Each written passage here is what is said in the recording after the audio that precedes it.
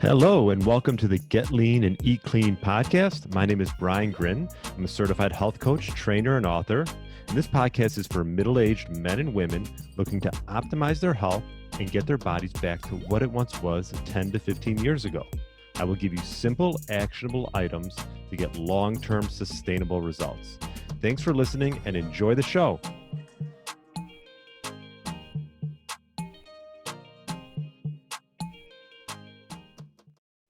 All right. Welcome to the Get Lean, Eat Clean podcast. My name is Brian Grin and hope you had a great weekend. Maybe enjoyed some of the NCAA tournament. Perhaps your team's in the Final Four. My team is not. That would be Indiana. They lost in the first round, but we won't talk all about that. And hopefully you listen to my interview with Dr. Grant Tinsley. He's a researcher and does a ton of great research around intermittent fasting and resistance training, etc. So definitely check out that interview with Grant Tinsley. Really enjoyed that. And today I want to touch on a study that was done a while back. Actually, I was listening to another podcast with Dr. Kevin Hall on. He's a researcher as well. And back when they had The Biggest Loser, remember The Biggest Loser? I think it was on like ABC, season 8, he did a study. And if you notice with The Biggest Loser, these contestants lost a significant amount of weight doing this, eat less, move more, sort of like mantra that was taught to them through the show. And they ate a lot less. I think they averaged eating about 1,000 to 1,200 calories per day, which is not a lot. And they exercised like they were crazy people, right? Going crazy, exercising. So moving more, eating less. Would this wreck their metabolism? And so Dr. Kevin Hall did this study and found that most of the contestants regained the weight, became even heavier, and wrecked their metabolisms 6 years later. I thought this was, even though this was done a while back, I think it's an important study to bring up because this doesn't work. Moving more, eating less in the long run will not work. You might lose some weight early on, like these contestants did. They did, they made some great results, and it wasn't necessarily their fault. It was just the system that they were following. And so with this study, their basal metabolisms dropped, and he found out they were burning about 800 calories less per day than before the show. So their resting metabolic rate was dropping. And you would think maybe after this that it would eventually get back to its original metabolic rate, but unfortunately, this was 6 years later this study was done. So what can we learn from this that we can apply to our own lives? Pretty much that cutting major calories and exercising like a crazy person doesn't work. It might work in the short term, but it creates this vicious cycle of under eating. You might lose some weight, but what's happening is your metabolism is slowing and you're increasing hunger. And it's just this vicious cycle that'll keep going, and you'll keep doubling your efforts, but you're wrecking your metabolism. So eventually you just can't keep up with that pace. And what'll happen is what happened to these contestants is eventually your metabolic rate and your metabolism is wrecked.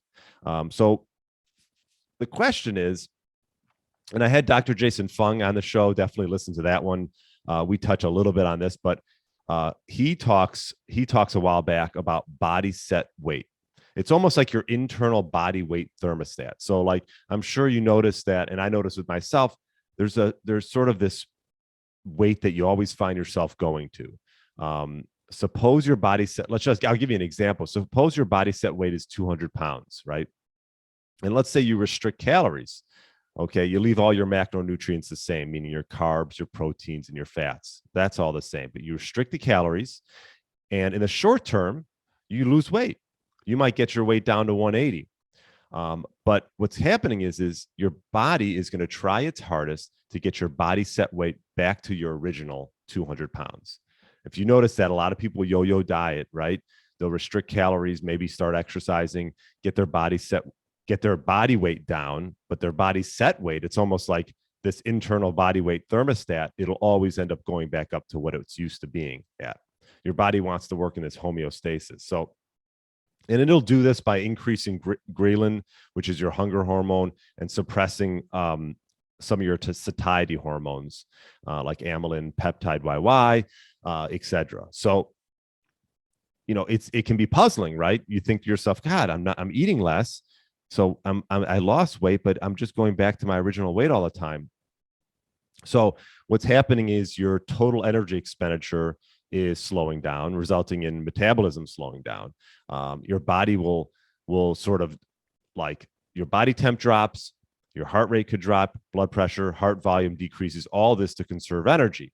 And so by solely focusing on calorie restriction, we ignore the fact that weight loss in this method will result in the body desperately trying to get back to its body weight up to its original 200 pounds.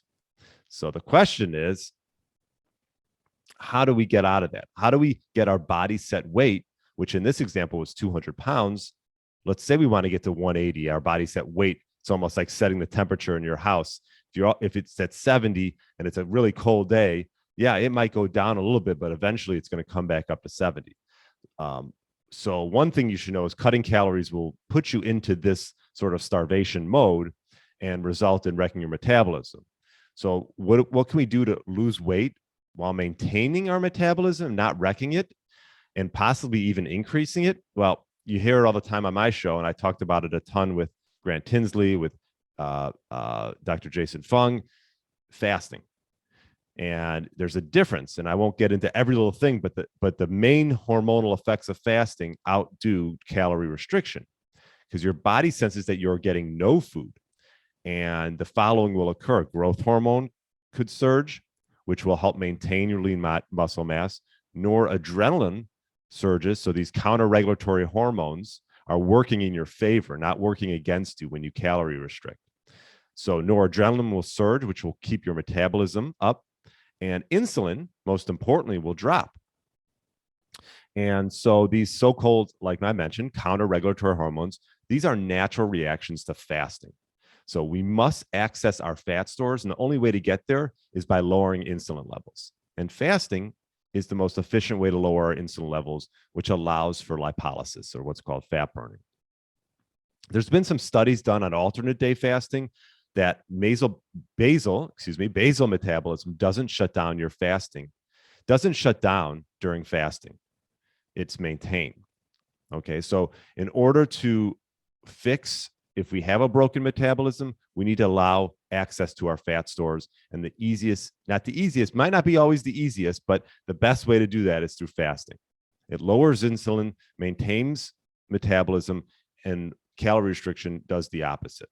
So that's the point I wanted to make today, is moving more, eating less doesn't work in the long term. Might work in the short term, like the study on The Biggest Loser that I mentioned, contestants of season 8. And I'm working to get Kevin Hall on the podcast to talk more about this and some of the other research that he's done through the years. So look out for that. But either way, the bottom line is, let's start doing some type of fasting, even if it's skipping snacking throughout the day and having 3 whole meals. You are fasting between meals, and just have some water, sparkling water in between. And you will put yourself on the right track, and eventually you'll get into some maybe long, or maybe some more time restricted eating windows. So hope this helps. If you want to check more about learning about fasting, I do have a challenge. It's the 21dayfastingchallenge.com. Email me at brian@briangrin.com if you got any questions regarding that or anything else. And yeah, I appreciate you listening, and I look forward to talking with you on Friday. Thanks so much. Thanks for listening to the Get Lean, Eat Clean podcast. I understand there are millions of other podcasts out there, and you've chosen to listen to mine, and I appreciate that. Check out the show notes at briangrin.com for everything that was mentioned in this episode. Feel free to subscribe to the podcast and share it with a friend or family member that's looking to get their body back to what it once was. Thanks again, and have a great day.